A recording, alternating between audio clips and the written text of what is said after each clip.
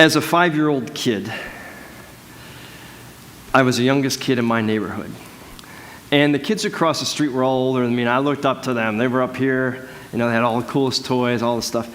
Anyway, regardless, the two boys who I hung out with told me that Batman, the Batman, was going to come to my house at 2 o'clock in the morning, and that I should go downstairs and wait, and Batman would give me instructions on how to protect the neighborhood. So I did. I waited up.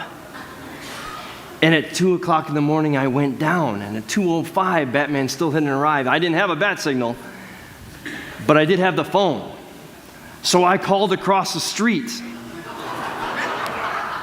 Their older sister picked up very groggily. What is going on? I hear some shuffling, some commotion. Their mom gets on the phone. What's going on? And so I spilled the whole beans. Batman's going to be here. John and Brandon told me to wait up. And I heard some excitement happening over at the Melich household as what I thought to be true had consequences for the neighborhood boys. Sometimes, you have somebody you trust, you look up to, and they tell you something, and it's either not the truth at all, as was the case for me, or it's something you want to believe, or it's some version of subjective truth. I'll give you an example. Same basic time in my life. In school, we learned about the Pilgrims, right there, the stained glass, right there. Our ancestors, the Puritans, the Pilgrims coming over.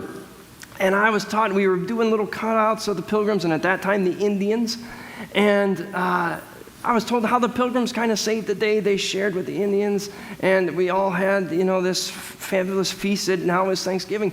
I didn't know that the Wampanoag, the first peoples that the Pilgrims encountered, were already English speakers, because there had been other settlers and other explorers from England. So they knew the language, and I didn't know that the settlers, most of them were starving, and the Wampanoag showed them how to farm some crops that they didn't have, particularly corn that they didn't have in Europe, and that it was mostly the Wampanoag who kind of conveyed the day. Yes, there was sharing on both sides, but then those same Puritans who had so many beautiful things about them also had folks like ministers like me, like Cotton Mather, who, when the Wampanoag got diseases that the Europeans brought with them, said blessings to God that these pagans had given their lives so that they could take their settlements and their land.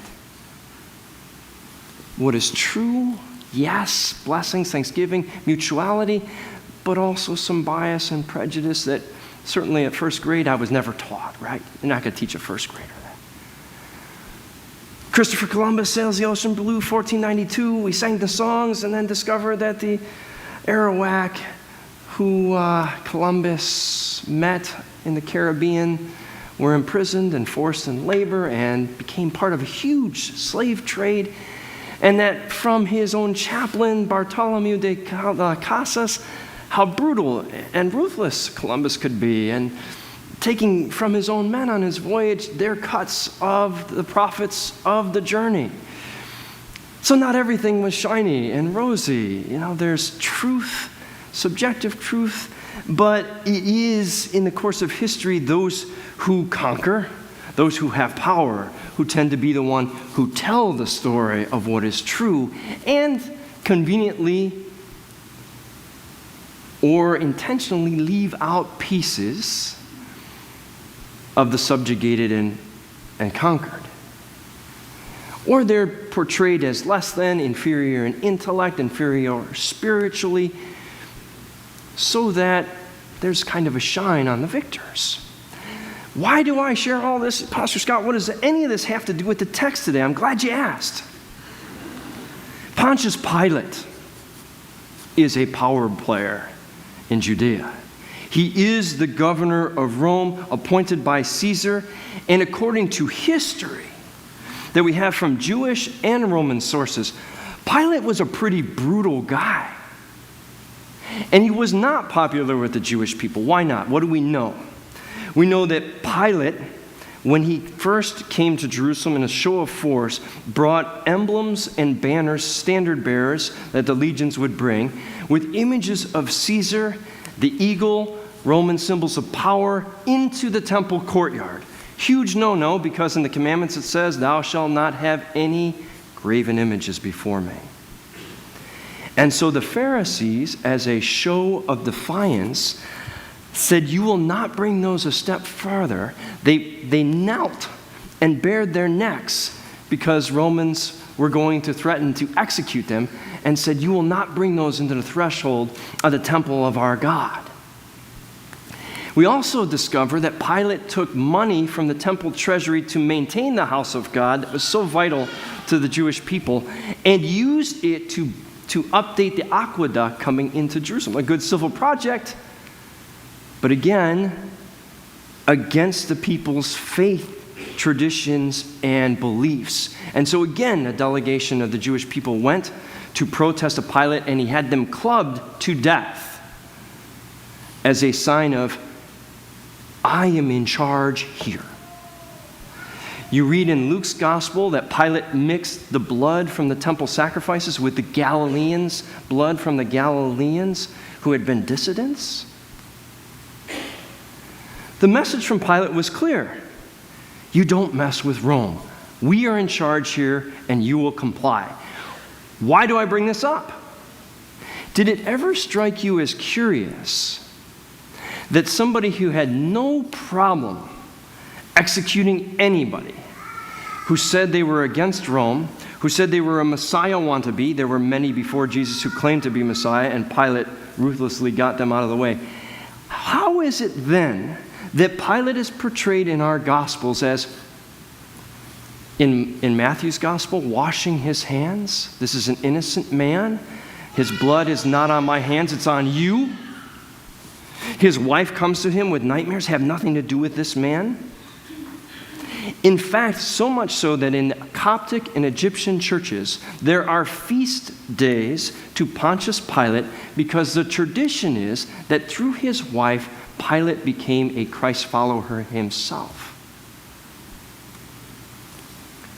How is it that this guy, who was in fact judge, jury, and executioner of Jesus, seems, by the gospel telling of the story, so intent on letting him go? Back and forth, out to the people, back to Jesus. I have a question. Are you the king of the Jews? Did you tell me that, or did somebody else? Back out. I find nothing wrong with this man. I'm going to release him, as is the custom. No, you're no friend of Caesar's if you release this man because he claims to be a king. Goes back in, talks to Jesus. Are you really a king then? My kingdom's not from this world. If it were of this world, my followers would rise up and fight. But that's not the kind of kingdom. My kingdom is not of this world. You would have no power unless it were given to you from above. It may have happened exactly like the gospel writers tell us, but it's also a very strong possibility, my friends, that the Christians and the early Jewish messianic followers of Jesus were so afraid of this man that they wrote their gospel accounts in a way that took heat off of Pilate and placed it upon themselves, so that they would not be rounded up and killed and persecuted by the true power in office in Rome. So, with that little historical background, let's get into this text. Pilate, who is used to interrogating prisoners, has this Yeshua bar Joseph in front of him and says, "Are you the king of the Jews? Are you," read behind that question, "are you guilty of sedition? Because these guys have brought you here saying that you claim to be king and that you deserve to die. I have the power to execute you. Are you the king of the Jews?" And instead of Jesus being on trial, as most criminals would simply answer yes or no, Jesus asks Pilate a question. Did you hear that from somebody else, or are you asking me? There's a couple layers to this. On the one hand, we see what I believe to be a little anti-Semitism from Pilate. Am I Jewish? Am I like one of you? That you're asking me, a Roman governor? What do I know about your superstitious customs? But on the other hand, Jesus is opening a window to Pontius Pilate, his enemy, the person who will execute him. Why are you asking me that question? Do you want to know the answer? And it got me to thinking also about questions that we might receive in our life that might be game-changing, life-changing questions. For me, it was, hey, Scott, did you ever think about being a minister? No. Maybe you should. Nah. Did you ever think about being a doctor, a nurse, a lawyer? Will you marry me? We'd like you to come to the school. Will you apply? I'd like you to think about walking away from your current job. Come interview with us. I wonder in your life who it might have been that asked a question of you that planted a seed that you thought, maybe I should think about that. What do you want to know, Pilate? Are you a king? Have you heard about me from other people, or do you want to know? And it got me to thinking about our own relationship with God. Is it other people and other people's ideas about God that brings us to God? Or is it at some moment do we also search for truth ourselves and want to know Jesus more deeply because he asks us questions and it's up to us how we respond? As Jesus asks Pilate,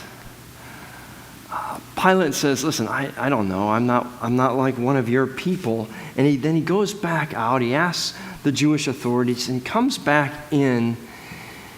And there's this whole dynamic of power that I mentioned before. And he says, you are a king then. They tell me you're a king. You are a king. You admit it. And Jesus says, I'm not. Pilate's thinking in geopolitical terms. Kings of countries, kings who have armies, kings who are famous, kings who have money. And Jesus says, I'm not that kind of king. My kingdom is not reflected in this world at all. Which really stymies Pilate because he's used to dealing with people of power and he's used to dealing with power in terms of the world's power. And Jesus is pushing him to think about power in a very different way. And he said, you don't really have any power. This is an illusion you think you have. You think you have power in my life. But it's been given to you from a much higher authority that you don't see and you don't really know. And what strikes me as so powerful, if this is indeed what Jesus is doing, is that Jesus takes a moment, as he often does in every other portion of every other gospel. But in this case, he invites one of his chiefest enemies and the person who will take his life into an opening to find God. His worst enemy. Why do you ask? And Pilate asks, what is truth? And it ends there. And we don't know how Pilate responds to that. We know how the Coptic churches and the Egyptian churches say he responded. Maybe. There's no Roman historical evidence that says Pilate became a Christ follower and he had this great remorse and all this stuff. But maybe. And it reminds me so powerfully of a prayer that was written by a pastor in the 1800s, James Allen. It's called One Solitary Life. I thought I had printed it, otherwise I would have read it to you, but I don't know it full by memorization. And it says, roughly, paraphrasing, he was an itinerant preacher from nowhere. For most of his life, he was homeless, relying on the generosity of others for food and for shelter. He had no great armies or many navies and ships sailing under his power. He never went or lived into any giant cities, excepting Jerusalem. He didn't have any degrees or doctorates. He didn't have any wealth to speak of or material possessions. Yet I am convinced that never before or never since has anyone impacted humanity's relationship with God more than that one solitary life. My kingdom's not of this world. You know power, Pilate, but it's not the kind of power that God brings. You want truth? Be careful what you ask for. And I think about that layer of the text, the last point I'd like to make. It's really hard to find what's true, is it not? I mean, we just had an election year. I mean, you're looking for truth in political ads? Wow. I mean, good luck. Hacking attacks, and different web stuff, said, Abraham Lincoln said this. Well, yeah, he posted it online. There's all these kind of twistings of truth, these stories that aren't true at all. Then there's these cover-ups. I think about Pope Benedict and how much did he know about all the scandal of all the priests and bishops that had been hiding as sexual predators behind the abuses in the church. And it's not just the Catholics. I mean, as Protestants, we have it too. And so what is true?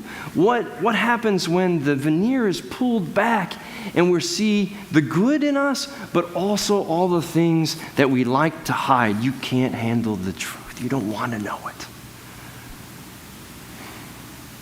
It's all the things that the prophets like Nathan call to account. And then we really have to wrestle and deal with it. So this week, as we focus on the blessings of our lives, as you travel or you share family and friends and think about the gratitude of this beautiful holiday that we celebrate in Thanksgiving, one of my personal favorites, what would it that Jesus might ask you and I? Are you asking of your own account? What is true about you and God today?